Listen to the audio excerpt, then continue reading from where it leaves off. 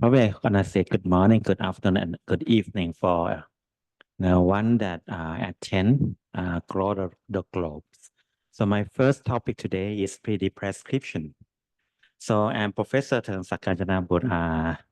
Actually, I'm a chair of the ISN OSCA and ISN Council member and ISPD Asia Pacific chapter leaders, and also APSN Council member. So now. So today is a prescription. Now I know what you are thinking. Prescription again, but trust me, it's not just for it in for itself. It's the art of making PD personalized, practical, and powerful. So, not sure you from the tele virtual, so you hear me well? Okay, no response. So I can afford.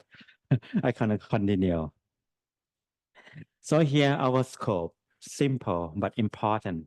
First, let's agree one size fits all doesn't work. Not in fashion, not in PD. This is what a standard PD prescription can feel like if we don't personalize it. Technically correct, but practically awkward. Our goal, a tailored prescription fit to the patient, physiology, lifestyle, and goals. Looking beyond just urea and creatinine clearances and embracing physical, emotional, social, and spiritual dimensions. So in short, PD that fit not just the body, but the whole person. So according to the 2020 ISPD guidelines, good PD isn't just about chasing KTOV, it's about delivering care that both high quality and goal directed. This is I emphasize so many times. On the left, we got the high quality side, a truly holistic approach, volume, blood pressure control, anemia, nutrition, vessel kidney function, labs marker, small solute clearance, and yes, even mental and metabolic well-beings. And on the right, we shift to goal-directed care, focusing on what patient actually feel, less cramping, less fatigue, fewer hospital days, and more ability to live life on their own terms. In short, prescribe not just to hit targets, but to help patients hit their stride. So let's bring all the theory into real life. Here's a 70 years old woman with kidney failure from IgA nephropathy and hypertension.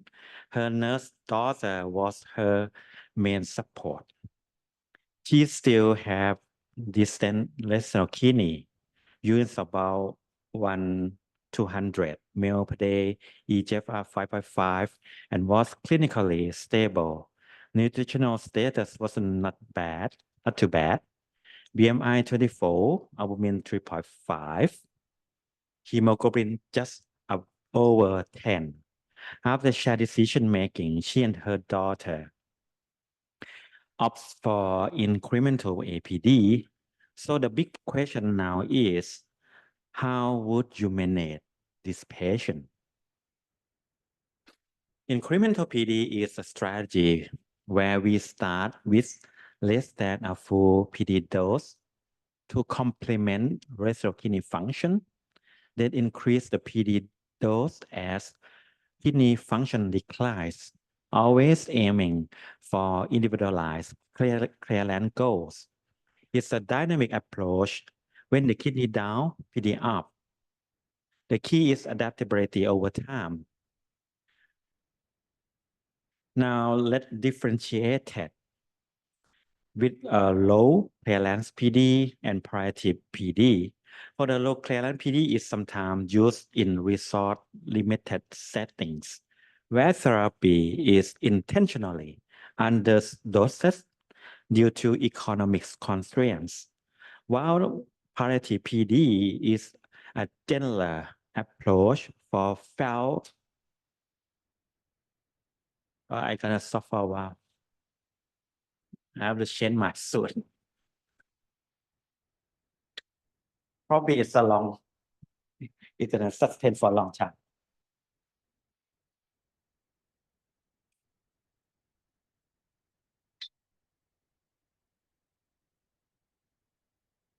So palliative PD is a gentler approach for frail elderly patients with multiple comorbidities, where the aim is to relieve symptoms rather than achieve strict biochemical targets. And sometimes we use lower dose PD temporarily, like in urgent start PD to minimize early complications.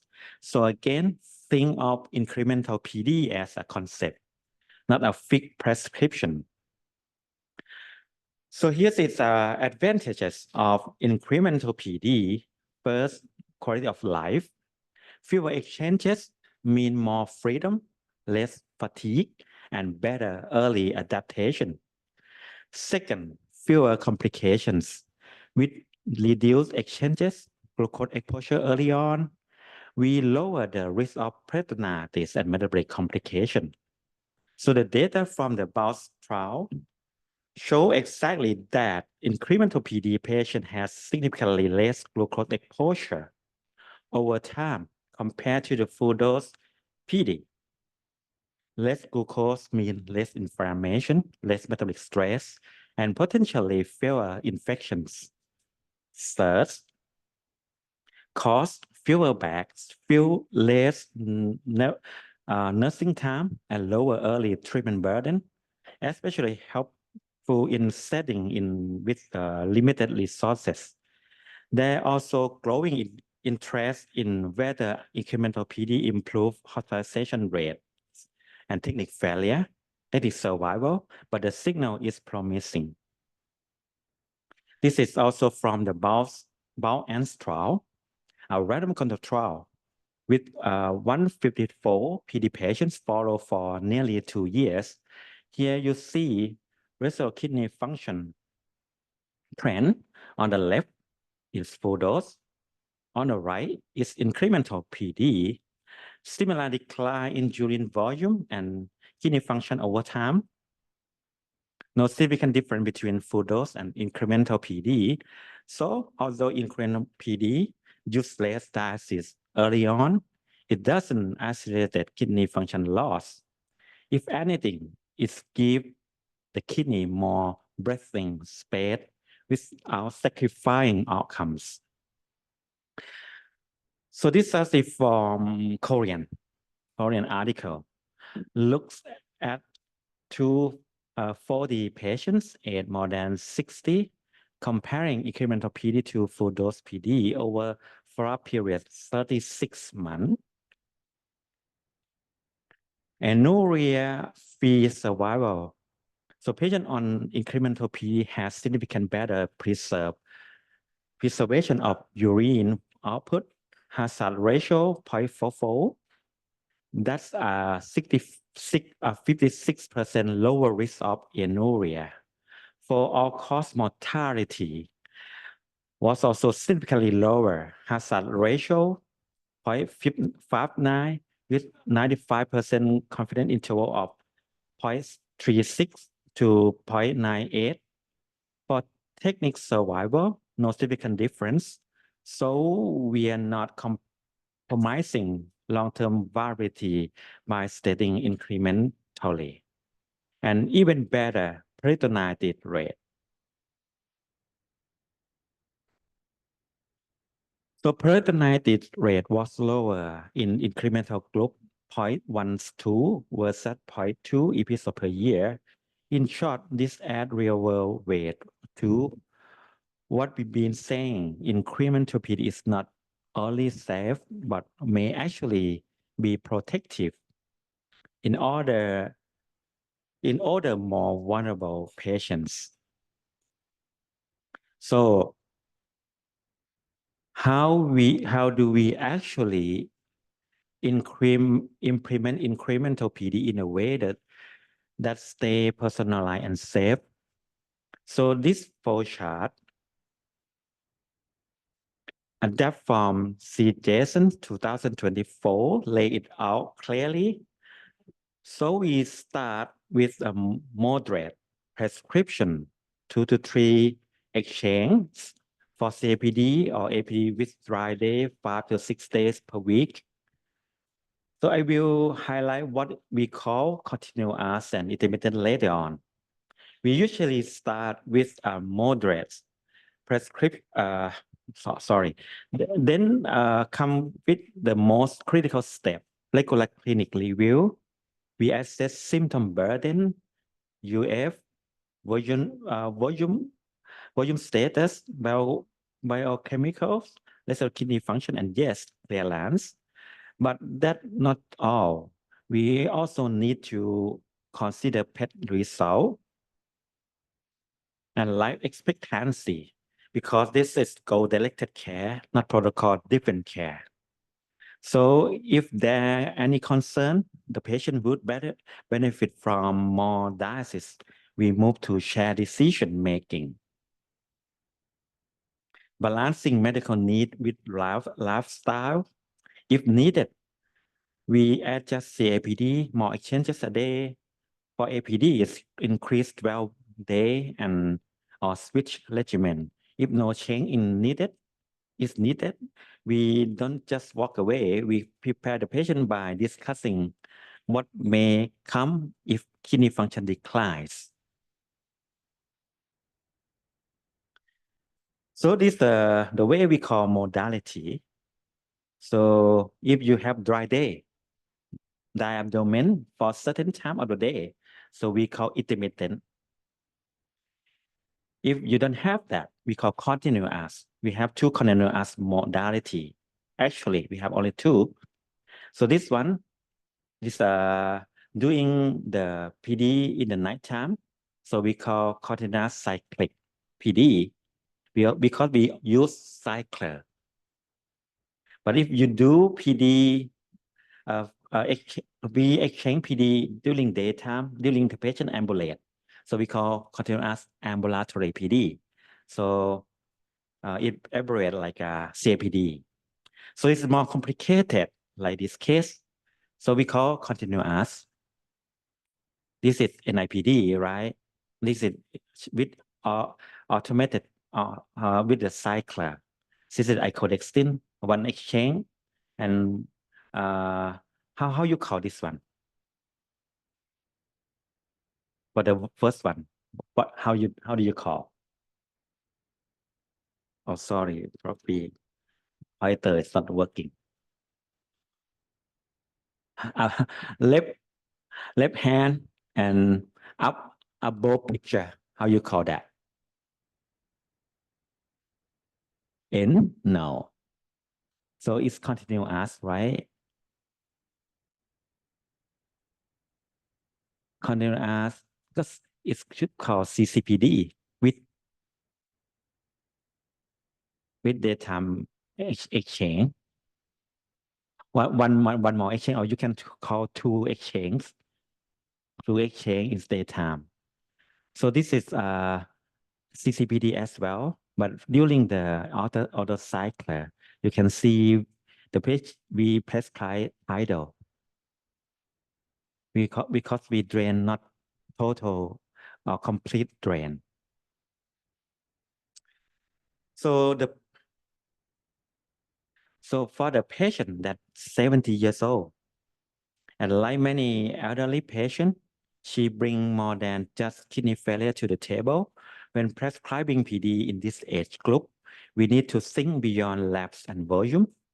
There's common concern, poor manual dexterity, impaired physical activity, vision, hearing, cognitive decline, faulty, social isolation, and quite often late referral to nephrology care.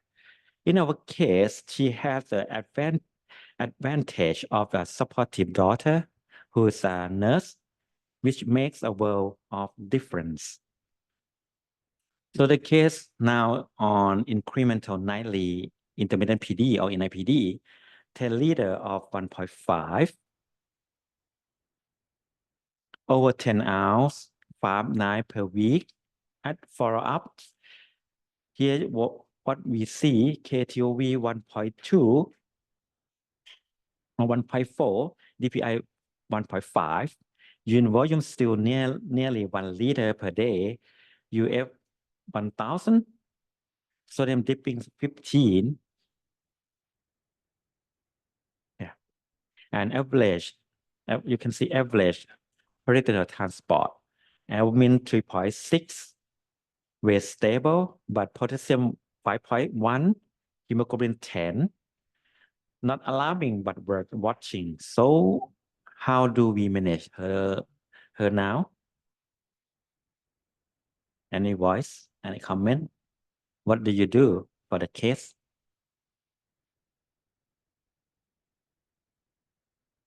Anyone want to share opinion?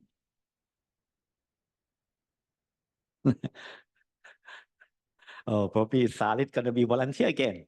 Okay, due to we'll plan to do like the high quality goal directed PD. So this patient lab is okay and her quality of life is okay. So I think that we continue the same setting. We don't have to adjust anything. And KTV 1.4, is it okay? It is okay because if the patient has no symptom and has good quality, like we don't have to adjust anything. Okay. But be aware if the KTOV less than 1.5, because of Hong Kong study, less than 1.5 persist for 2 years, the patient will increase mortality. So be aware on that.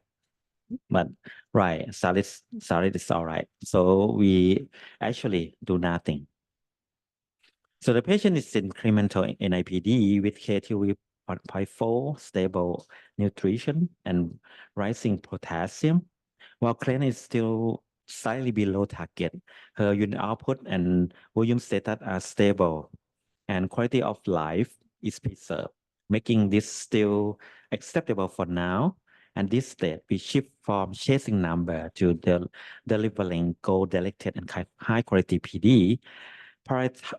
Priority includes preserve renal kidney function, maintain large block rate if tolerated, avoid nephrotoxic, continue incremental PD, and optimize diuretics for fluid and sodium control.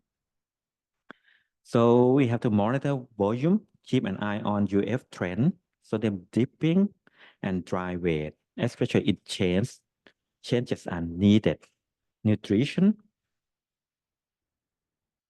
aim for protein intake about more than 1.2 and carry 30 to 35 cal per kilo per day, including diastolic glucose, especially important at her age. So the next step isn't simple. At six night is align the prescription with her evolving clinical status and care goals.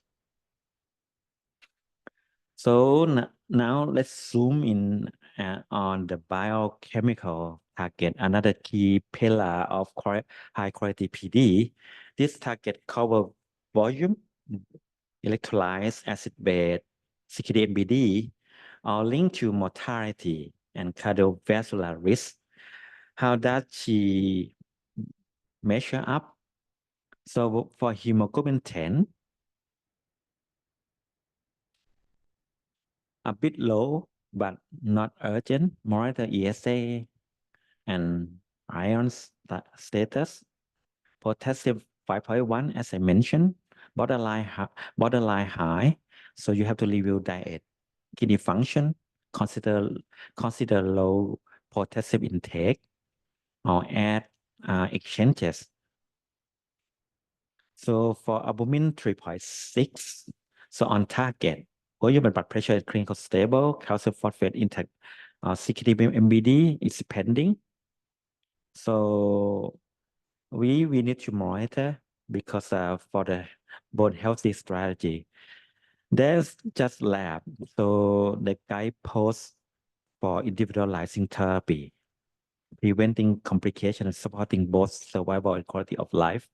So this peritoneal membrane. So you all know well that the peritoneum contain two compartments. I mean peritoneal membrane. So 80% is visceral and 20% is parietal.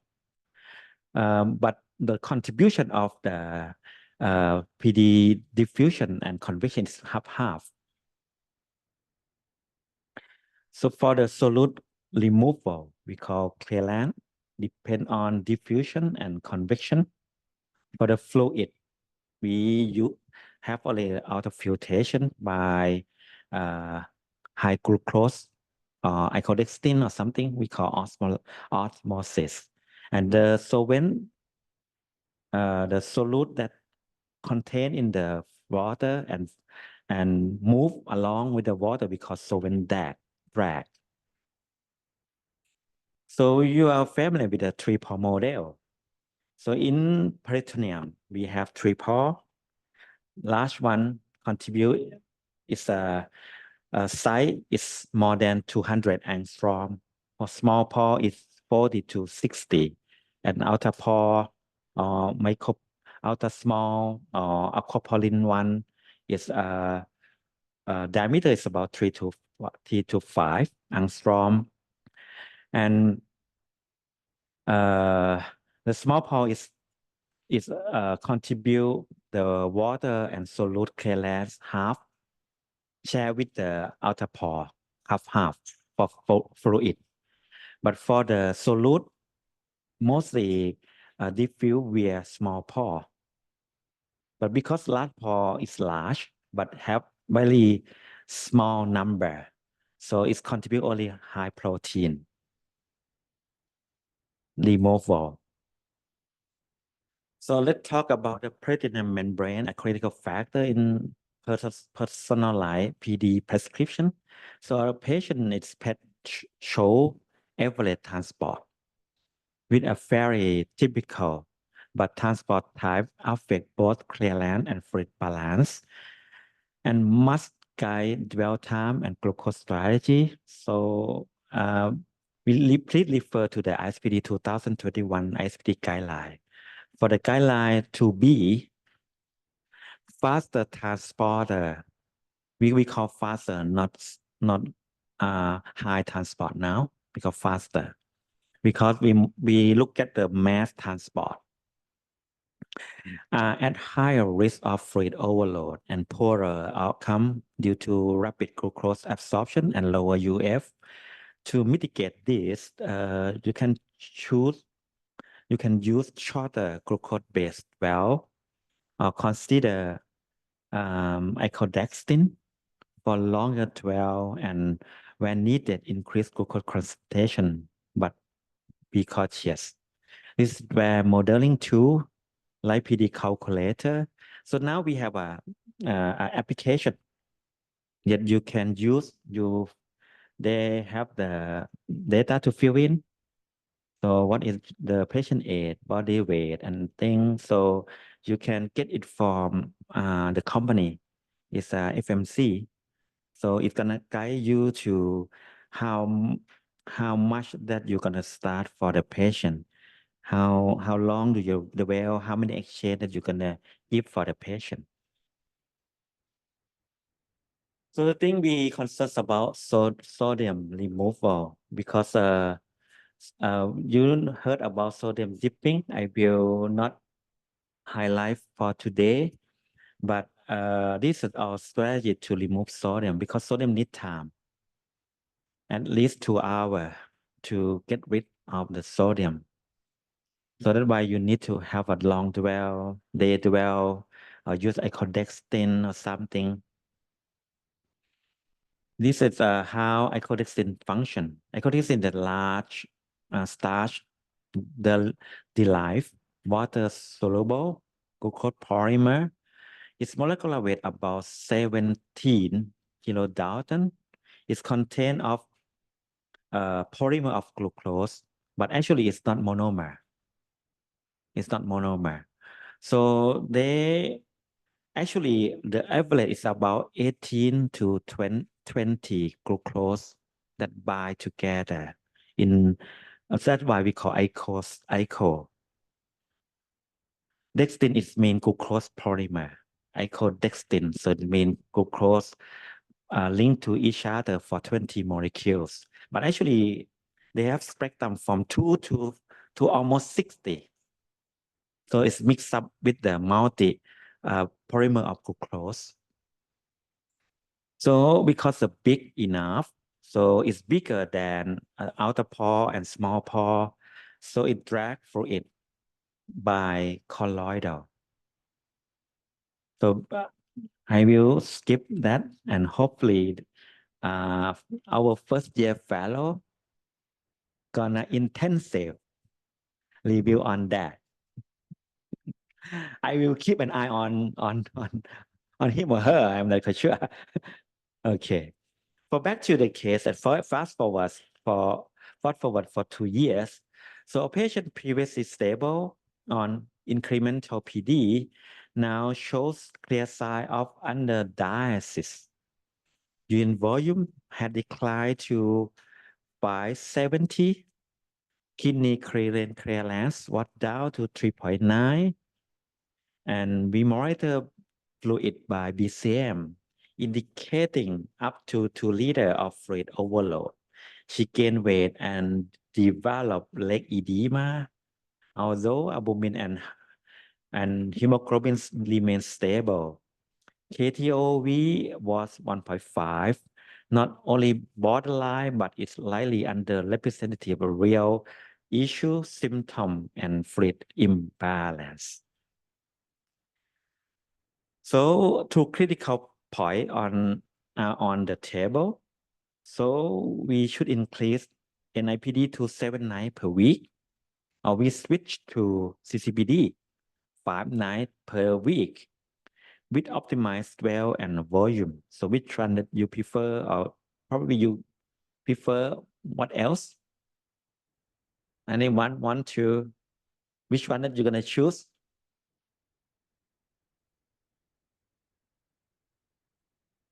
Ball, because you can got elective, right? He's now eating, not have time to respond. Okay. So this patient has problems of volume overload. So we have to evaluate first if his intake is appropriate. So we already calculate the sodium intake, which is already proper. And we have to check for his RKF if he has decreased residual renal function. And if all of that is already excluded, and we need to. So we agree that we are gonna increase the doses, right? Yes. Yeah, okay. So with time that you can increase our which prescription? For this patient, we have to what do you mean? Every day with NIPD, or few day off with CCPD. CCPD. We have to share decision making with the patient. No, that's gorgeous. Good. Share decision making is important. You should not like a mandate and give them what you want him to do or she to do. So share decision. If she prefer to have, okay, she want to have day off, it's okay. We prescribe CTPD. But if she prefer to have like working out without fluid, so we prescribe NIPD. It's up to her and family. So when we do know it's the time to step up the PD doses, the slide give us a clear clinical checklist. So start with the obvious uremic symptom like fatigue, anorexia, nausea, vomiting, weight loss. If they're emerging, that your first warning sign. So the next is volume overload, often tied to declining urine output, as we saw in our patient. So as it is poor UF or excessive fluid intake, then there's biochemistry. So the patient rising the rising of creatinine, phosphate, potassium. These are often signal loss of kidney function and reduce solute clearance. So clearance tests matter too, but only if interpreted alongside symptom and lab. So while incremental PD offer many benefits, as I mentioned early on, it's not without its challenges, and this often surface over time. First, incremental PD relies on timely dose escalation, but many patients or clinician may delay adjustment or resist to increase the doses. So that's where and why shared decision making become critical to overcome inertia. So second, there is an unpredictable loss of renal kidney function, often occurring between 1 to 3 years. This can lead to decline nutritional status. And the third is a clearance of middle molecule like beta-2 microglobulin. It's limited on shorter dwell schedule. This can become a long-term concern, especially for the patient with NIPD. So before writing any PD prescription, it's worth asking what truly matters. We not just treating lab value, we balancing clinical goal and real life context. So yes, there are no negotiable volume control, solute, toxin, clearance, electrolyte acid-base balance. But beyond the number, we must consider modality choice between CAPD versus APD, residual kidney, diet, comorbidity, and most important, patient lifestyle, value, and support system, and crucially, the patient goal, lifestyle, psychosocial support that I emphasize, shared decision meet clinical science. This working, caring for other, hoping to travel, do they have family support or need formal assistance? What truly matters to them, independence, fewer hospital visit, making it to family event. Symptom both clinical and emotional shape the life experience of PD, fatigue, depression, anxiety, social isolation all impact treatment success and quality of life. So the prescription is not only clinical appropriate, but realistically sustainable and emotional aligned with the patient receiving it. So don't overlook physical activity in patient care as well. According to the 2021 ISPD GLEC recommendation, patients should be encouraged to gradually increase activity starting as early as 2 to 6 weeks, 2 to 6 days per week. 2 to 6 post-catheter insertion. This can include walking, walking, swimming, dancing, core strength and resistance work, even return to work or sports where appropriate. Adjustment may be needed for intra-abdominal fluid volume during activity, especially to reduce discomfort and intra-abdominal pressure. Ultimately, exercise support functional status, nutrition, and quality of life. So this schematic figure capture the essence of what we talk about today.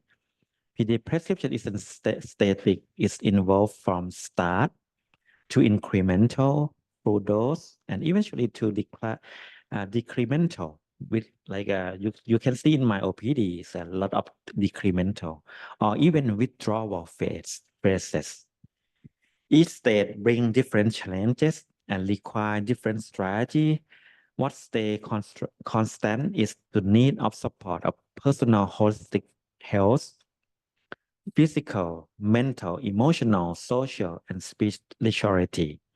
So whether we prescribe less or more, starting or stepping down, our focus should remain clear. adapt the treatment to life, not the other way around.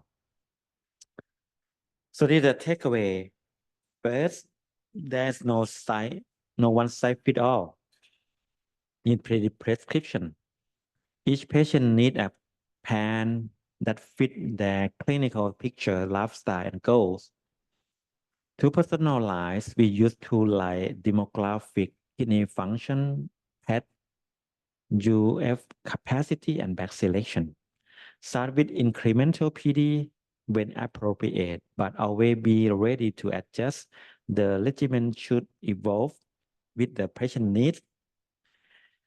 That means regularly review lab goal, clinical sign, symptom burden, not just lab number. The art of PD is in tailoring treatment over time and knowing when to escalate, de-escalate, or even withdraw based on the full picture.